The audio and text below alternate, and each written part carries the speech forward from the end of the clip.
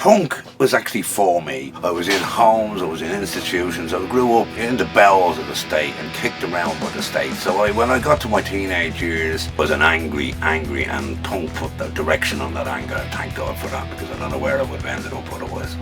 Next year is going to be tough. There is no point in putting a gloss on that hard economic reality. Unemployment, now the worst since the war. Dublin was a very desolate place, we'd bin strikes, we'd bank strikes, people were going to prison, they were coming out of prison, they couldn't get work. The drug scene was in its infancy then. It was angry, but not angry against the wrong things. People were oppressed, but they would take it out on each other rather than the system. There was this undercurrent, this generation was beginning to emerge. We're not going to be dominated by the priest, the politician, the guard. Well, what drew me towards punk was it just seemed it was so achievable. We were fiercely independent and fiercely DIY. It was always the cassette culture and the Crass culture. They've played in Japan, they've played in the States, they're playing all over the world. It's quite an adventure for a punk man, really. This band is just an individual band. It's one of a kind. 40 years, 4 decades. There's an awful lot of writers who don't do that. There's an awful lot of filmmakers who don't do that, That's a heroic achievement.